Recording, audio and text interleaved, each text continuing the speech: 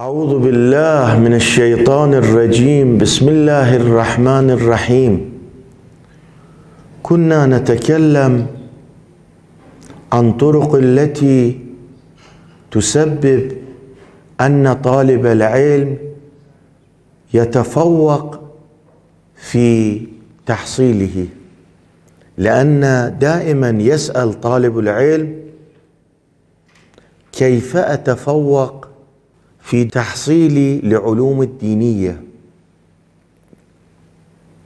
هناك أمور لا بد أن يراعيها طالب العلم، ومن جملة تلك الأمور الإخلاص. لا يمكن أن يتوفق طالب العلم بالدراسة إلا بالإخلاص. أفضل العمل ما أريد به وجه الله. هذا كلام أمير المؤمنين روحي له الفداء. تريد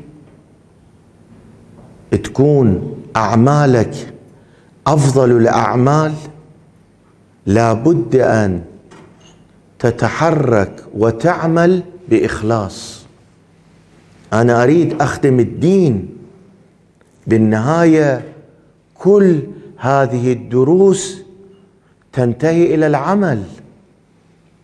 لما أدخل إلى مجتمع الديني وأريد أخاطب الناس، لا بد أن يكون عملي، كلامي، جهدي كله بإخلاص.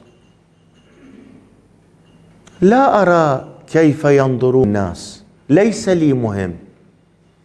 المهم أن أكسب رضا الله سبحانه وتعالى. بالإخلاص يتفاضل مراتب المؤمنين. أكو مراتب للمؤمنين، درجات للمؤمنين، يتقدم البعض على البعض. المخلص هو متقدم بالنسبة إلى الآخرين، ولذا رسول الأعظم صلى الله عليه وآله وسلم يقول: بالإخلاص يتفاضل مراتب المؤمنين. تصفية العمل أشد من العمل. شوف مولانا أمير المؤمنين شي يقول: تصفية العمل يعني الخلوص أصعب من العمل. صحيح صعب، الإنسان يسعى لإخلاص عمله، هذا صعب. ربما كثير منا، وأنا لا أتجاسر بمحضركم، أخاطب نفسي، كثير من الأمور نقوم بها لأن ينظر إلينا الناس أنه هذا كذا، هذا إنسان كذا، هكذا نفعل. العمل الخالص الذي لا تريد أن يحمدك عليه أحد إلا الله عز وجل. عملك لا بد أن يكون لله، لا تنظر للناس. الناس أي شيء يقولون في حقك ليس لك مهم. المهم نظرة الله سبحانه وتعالى بالنسبة إلى أعمالك.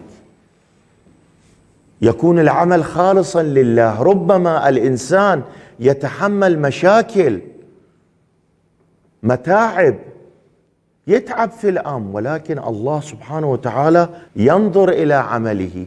إذا كان خالصا في عمله يأخذ بيده. ولذا الإمام الصادق روحي له الفداء يقول: العمل الخالص الذي لا تريد أن يحمدك عليه أحد إلا الله عز وجل.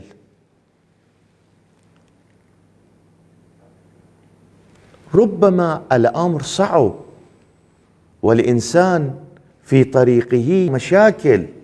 أول الإخلاص اليأس مما في أيدي الناس. أول مرحلة الإخلاص هي أن لا تنظر إلى أشياء المادية التي الناس يحملونها أو عندهم، لا تنظر، كن مخلصا لله، انظر الله سبحانه وتعالى في عملك، لا تنظر شيء آخر قط. أخلص قلبك يكفيك القليل من العمل. ما يحتاج تقوم ليلا ونهارا بأعمال حتى تقول أنا أعمالي ما شاء الله، لا، لأن الأعمال الكثيرة ربما كثير منها هباء منثورا ليس فيه إخلاص. شوف رسول الأعظم شي يقول كون خالص بالنية واكتفي بعمل القليل، ولكن لله يكون العمل، وإلا ليلا ونهارا فعلت ولم يكن إخلاصا في عملك، هذا لا يفيد. العمل القليل مع الإخلاص، هذا نصيحة الرسول صلى الله عليه وآله وسلم. رضا الناس بعد رضا الله. إمام الجواد روحي له الفداء يريد يوضح لك لابد أن تكون مخلصا، والإخلاص يتحقق بالنظر إلى رضا الله. أي شيء يسبب رضا الله؟ هو الإخلاص.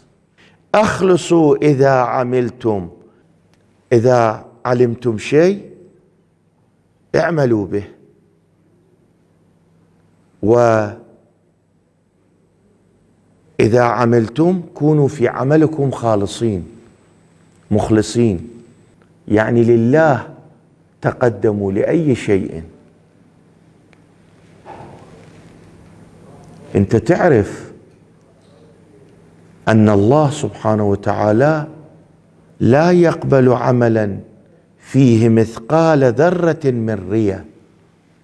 قال رسول الله صلى الله عليه وآله وسلم: أنا إذا بديت بالعلم والمعرفة ودخلت إلى الحوزة العلمية، ولكن أريد أباهي بنفسي، أريد أظهر بنفسي، أريد الناس ينظرونني بعين الشخص الذي بدأ بالدرس ويريد كذا، وأنا أفتخر بهذا، ويكون مظاهر وجناتي فيه الغرور، فيه الرياء. العمل لم يكن خالصا، لم يتوفق طالب العلم هذا الذي عنده هذه الخصلة، هذه الصفة، لا. رسول الأعظم يقول: إن الله لا يقبل عملا فيه مثقال ذرة من رياء. من أخلص لله 40 صباحا ظهرت ينابيع الحكمة في قلبه على لسانه، وكيف إذا كان طول عمره أخلص فعله لله. انظر إلى كلام رسول الأعظم صلى الله عليه وآله وسلم، يقول: من أخلص لله 40 صباحا ظهرت ينابيع الحكمة من قلبه إلى لسانه. وكيف أنت يا طالب العلم أخلص عملك لله؟